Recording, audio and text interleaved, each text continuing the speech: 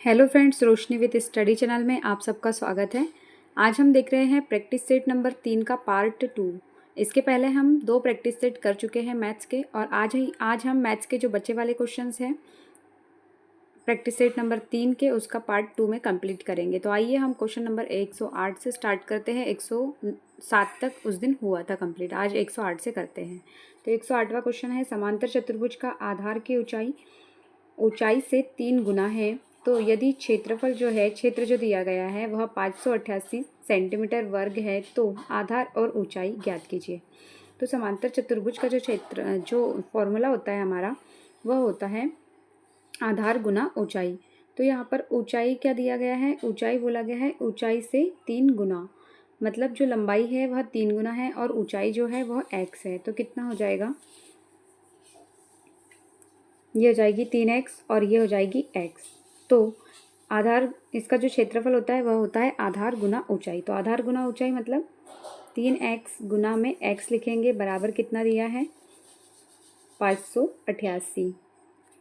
ठीक है, तो इसका यह क्षेत्रफल है। तो क्या हो जाएगा, 3 का गुना x के साथ हो जाएगा, तो ये हो जाएगा 3x² बराबर 588। 588 के बाद क्या दिया है, x² बराबर क्या हो जाएगा, 3 से हम भाग देंगे तो 3 एकम 3, 3 5 15, 3 छिंग 8, 3 नम 3 से कटेगा कितने बार, अब 2 बच गए तो 3 नम 27 और बचा 1, 3 छिंग 18, मतलब 196। 196 जो होता है वह किसका वर्ग होता है, 14 का होता है। ठीक है, तो कितना आ जाएगा, x बराबर 14 गुना 14 करेंगे तो 196 आता है, 14 का वर्ग है ये। तो यहाँ पर आ गया 14, तो x बराबर 14 आ गया। तो यहाँ पर आधार गुना ऊंचाई, तो यहाँ पर पूछा गया है हमसे आधार और ऊंचाई ज्ञात करना है। तो आधार और ऊंचाई कितनी हो जाएगी, ये हो जाएगा, इसमें 3 का गुना हो जाएगा, तो कितना हो जाएगा, 14 का गुना 3 से हो जाएगा, 14 तिया 42 हो जाएगा, और 14 एकम 14, मतलब 14 और 42 हो जाएगा। तो हमारा आंसर कितना हो जाएगा, 42 और 14 आंसर आ गया। यहाँ पर देख लीजिए, क्वेश्चन नंबर 108 का आंसर हो जाएगा हमारा 4th। इस तरीके से सॉल्व किया है हम लोगों ने, इसको हमने माना है और उसका सूत्र लगा के सीधा सॉल्व किया है। क्वेश्चन नंबर नेक्स्ट देखते हैं फ्रेंड्स। क्वेश्चन नंबर 109, एक्स और वाई की उम्र 6:7 के अनुपात में है। यदि उनकी आयु का अनुपात 78 है, तो उनकी आयु के बीच का अंतर कितना है। तो यहाँ पर क्या दिया है, आयु का योग दिया है। तो आयु का योग कितना हो जाएगा, 6x + 7x कितना हो जाएगा, 13x हो जाएगा। क्वेश्चन में 109 में 13x हो जाएगा। 13x बराबर कितना हो जाएगा, 78 हो जाएगा। 13x बराबर 78 हो जाएगा हमारा, और x से हम काट देंगे तो 3 78 हो जाएगा, मतलब x बराबर 6 आ जाएगा। और इनके बीच अंतर कितना है, 6x और 7x के बीच x का ही अंतर है, तो हमारा आंसर x बराबर 6 ही होगा। क्वेश्चन नंबर 109 का हमारा आंसर हो जाएगा 6। क्वेश्चन नंबर नेक्स्ट देखते हैं। क्वेश्चन नंबर 9 से विभाजित करना है। 9 से विभाजित करने पर शेषफल क्या बचेगा। तो हम लोग 9 से विभाजित करते हैं इसको, तो यही के ही काटते हैं फ्रेंड्स। देखिए 9 से 9 कट गया, ठीक है। उसके बाद देखिए 5 और 4 कितना हो जाएगा, 9 हो जाएगा। तो 5 और 4 9 को भी मैंने काट दिया। अब कितना बचा, 2 और 7 कितना हो गया, 9 हो गया। तो 2 और 7 भी कट गया, तो हमारे पास जो शेषफल बचा है वह 0 बचा है। तो क्वेश्चन नंबर 110 का हमारा आंसर हो जाएगा 0। क्वेश्चन नंबर 111 देखते हैं फ्रेंड्स, इसको सॉल्व करते हैं। इसको जो सॉल्व करते हैं, तो इसमें जो रहता है, सबसे पहले हम कोष्टक उनको ही सॉल्व करते हैं। जो कोष्टक अंदर से सॉल्व होता है तभी वो कोष्टक खुलता है और बाहर की ओर जाता है। हम देख रहे हैं क्वेश्चन नंबर 111। तो इसमें देखिए सबसे जो कोष्टक है, कोष्टक को देखिए आप लोग, यहाँ पर कोष्टक दिया है हमारे पास ये वाला। देखिए इसको हम काट सकते हैं सीधा, और ये कोष्टक जो है ये तो कोष्टक के बाहर है, तो ये बाद में जाएगा, ठीक है। तो यहाँ पर क्या हो जाएगा, 4 से हम 2 में भाग देंगे तो कितना बच जाएगा, यहाँ पर 2 आ जाएगा, ठीक है। 7 में से जब 2 जाएंगे, ठीक है, 4 में मैंने 2 से भाग दिया है, तो 2 दूने 4, 2 आया। अब 7 में से मैं -2 कर रही हूँ, तो कितना बच जाएगा हमारे पास यहाँ पर, 5 बचेगा। फिर क्या है, 5 भागित 5, 5 भागित 5। अब ये देखो, ये कोष्टक के बाहर बस ये भाग में है, तो यहाँ पे 5 के भाग में 5 आएगा, तो 5 से 5 कट जाएगा, तो हमारे पास इस कोष्टक में कितना बचेगा, ओनली 1 बचेगा, ठीक है। उसके बाद देखो ये कोष्टक रहेगा, और ये माइनस का चिन्ह, और ये -1 रहेगा। तो 4 से हम कितने बार कट जाएगा, ये 4 चक्के 16 बार, मतलब 4 बार कट गया। तो अब इसके बीच में जो कितने का चिन्ह है, ये माइनस का, तो ये हो गया माइनस। तो 4 - 1 कितना हो जाएगा हमारा, कितना हो जाएगा, 3 हो जाएगा ना, 4 में से 1 गया 3, तो बचा कितना 3। तो अब 48 में से -3 करेंगे तो कितना बच जाएगा, तो बच जाएगा कितना 45। अब 63 में से 45 घटाएंगे तो कितना बचेगा, 63 में से जब हम 45 घटाएंगे तो हमारे पास बच जाएगा 18। तो ये हो जाएगा हमारा आंसर। ठीक है, सॉल्व कर लिया हमने यही कि यही। क्वेश्चन नंबर 111 का देखो आंसर हो जाएगा 18। क्वेश्चन नंबर नेक्स्ट देखते हैं। क्वेश्चन नंबर 112, 7 संख्याओं का औसत 63 है, एक संख्या को छोड़कर औसत वही रहता है, वह संख्या ज्ञात करें जिसे बाहर रखा गया है। देखो औसत में कोई भी जब परिवर्तन नहीं होता है तो जो संख्या बाहर निकली है और औसत में कोई परिवर्तन नहीं रहता है तो औसत ही जो है वह हमारा आंसर होगा। तो यहाँ पर औसत पे कोई भी परिवर्तन नहीं हुआ है, मतलब 63 वाली ही संख्या बाहर निकली है, तो हमारा आंसर 112 का हो जाएगा 3, 63। क्वेश्चन नंबर 113 देखते हैं। 24 मीटर प्रति सेकंड की गति से चलने वाली ट्रेन को साइन बोर्ड पार करने में केवल 6 सेकंड का समय लगता है, तो ट्रेन की लंबाई ज्ञात कीजिए।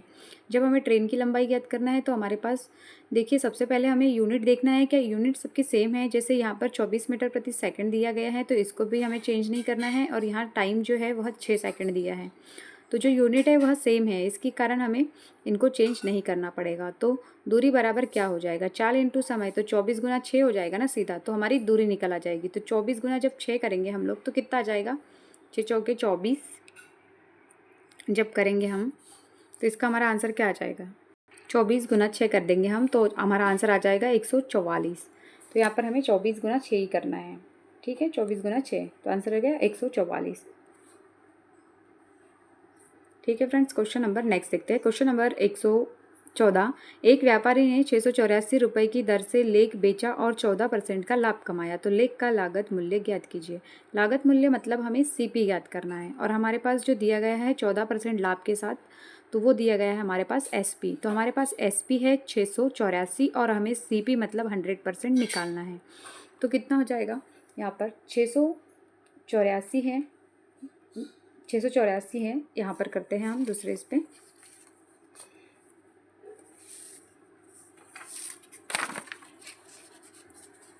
यहाँ पर 684 हाँ 114% के बराबर है, और हमें निकालना है 100% बराबर कितना, मतलब हमें सीपी निकालना है। तो एसपी दिया हुआ है तो क्या हो जाएगा, 684 के गुना में कितना चला जाएगा 100, और बटे में कितना आ जाएगा 114। तो आप लोग तो इसको काट ही सकते हो ना, आपकी कितना आएगा काटने के बाद।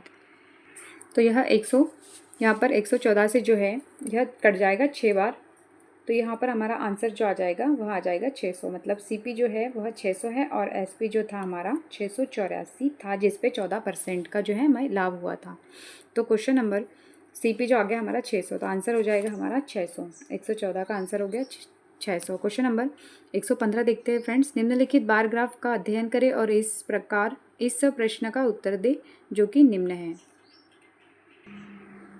तो यहाँ पे दिया है क्वेश्चन नंबर 115 में कुल व्यय जो है वह 100% है। 100% बराबर कितना दिया है, 85,000। तो क्वेश्चन चालू होता है अब कि शिक्षा शुल्क में कितना पैसा जोड़ा जाना चाहिए ताकि यह रेंट आर और घरेलू खर्चा पर खर्च की गई राशि के बराबर हो और एक साथ हो।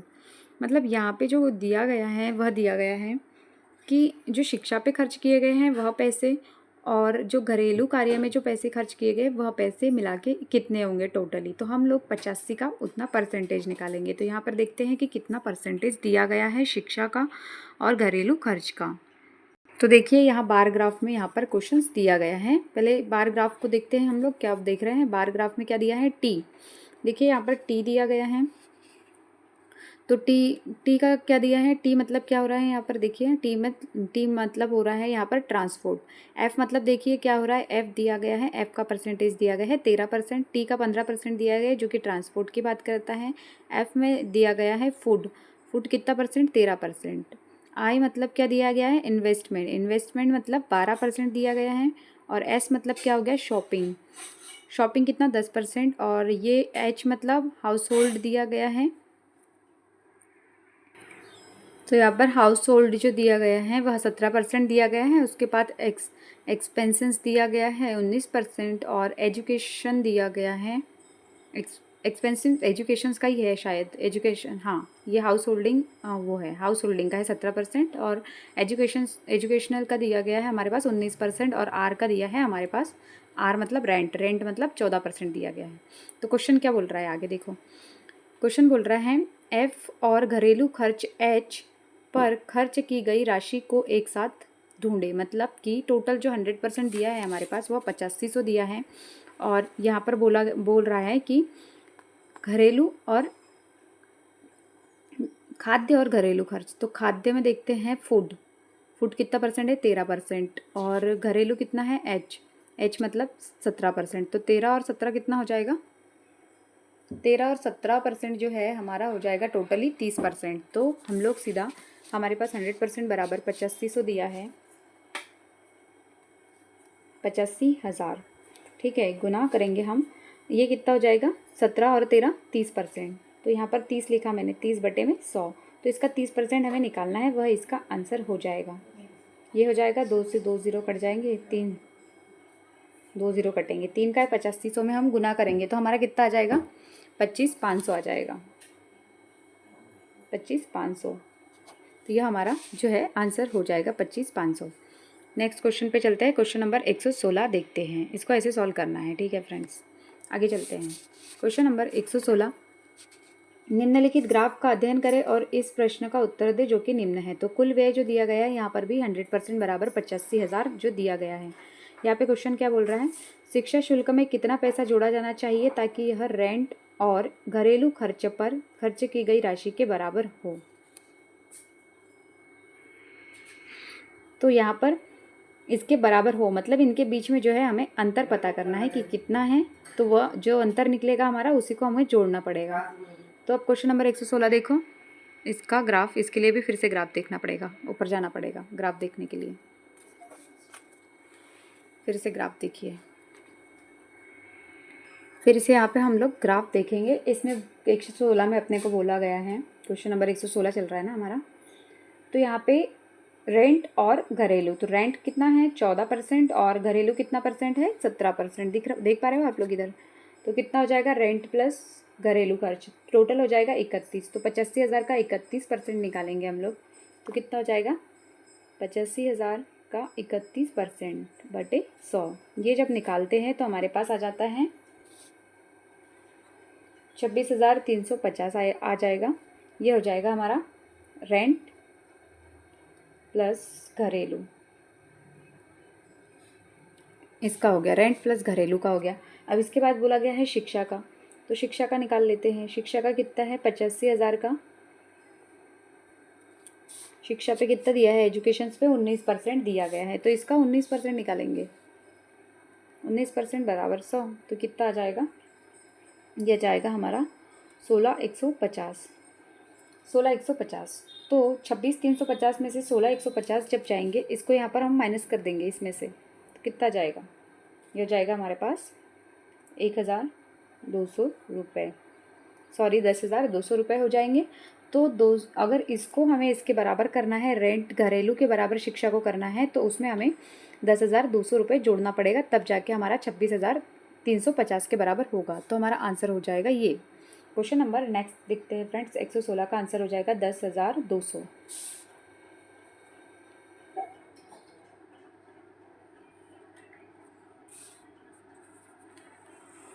ये हो गया 116 का आंसर। यहाँ पर देखिए 10,200, क्वेश्चन नंबर 3।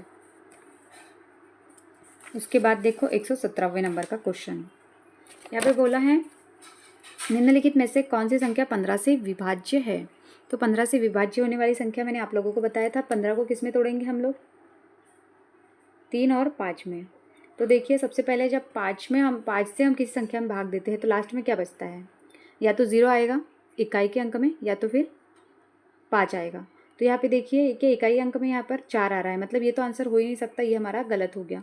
फिर उसके बाद यहाँ पर चेक कीजिए इकाई का अंक 3 आ रहा है, तो ये भी हमारा आंसर नहीं होगा क्योंकि 5 से भाग देने पे लास्ट में 3 नहीं आता है, ठीक है। उसके बाद थर्ड ऑप्शन देखिए, इसमें भी 6 आ रहा है जिसमें 5 से भाग देने पे बिल्कुल भी 6 नहीं आता है। और लास्ट देखिए ये वाला ऑप्शन, इसमें 5 आ रहा है, मतलब हमारा आंसर यही हो जाएगा। यहाँ हमें ज़्यादा मेहनत करने की ज़रूरत ही नहीं पड़ी।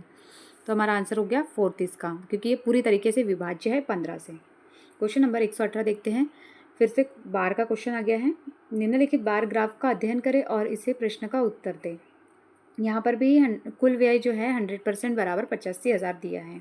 तो देखिए यहाँ पे क्या बोल रहा है क्वेश्चन, शिक्षा शुल्क में कितना पैसा जोड़ा जाना चाहिए ताकि यह रेंट और घरेलू खर्चों पर खर्च की गई राशि के बराबर हो। तो यहाँ पर जो क्वेश्चन दिया गया है वह क्या दिया गया है, हाँ रेंट और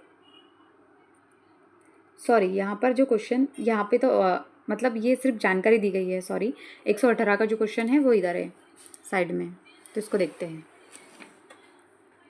यहाँ पे दिया गया है किराए आर, शैक्षणिक शुल्क ई और परिवहन टी पर खर्च की गई राशि को एक साथ ढूंढे। मतलब एजुकेशन पर और किराए पर देखना है, रेंट पर और परिवहन पर, मतलब तीनों मिला के टोटल कितना हो रहा है। तो कितना हो रहा है टोटल मिला के, इसका हो जाएगा रेंट 14% है, 19% एजुकेशंस का दिया है, देखिए 19% एजुकेशंस का, रेंट का दिया है 14%, और क्या पूछा गया है यहाँ पर, परिवहन, परिवहन मतलब टी मतलब ट्रांसपोर्ट, मतलब इसका दिया है 15%। टोटल 14, 19 और 15 मिला के हमारा हो जाएगा 48। तो 85,000 का आप लोग 48% तो निकाल सकते हो ना आप, 85,000 का 48% निकालोगे आप अब क्वेश्चन में, ये निकालोगे 85,000 का 48/100। तो इसको जब आप लोग काट पीट कर लोगे तो हमारा आंसर भी आ जाएगा। तो इसका हमारा आंसर आ जाएगा, मैं आप लोगों को आंसर बता देती हूँ इसका कितना आएगा। 117 का हमारा आंसर आ जाएगा, 117 का हमारा आंसर आ जाएगा 10, सॉरी ये आ जाएगा 40,800 हमारा इसका आंसर आएगा। आप लोग इसको करके देख लीजिएगा, ठीक है। 117 का 40,000, ये रहा 40,800। क्वेश्चन नंबर 119 देखते हैं।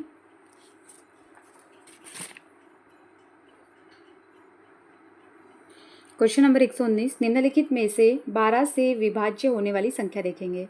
तो अब 12 से विभाज्य करना है तो आप लोग भी खुद कर सकते हो। 12 काय में टूटेगा, 3 और 4 में, 3 गुना 4।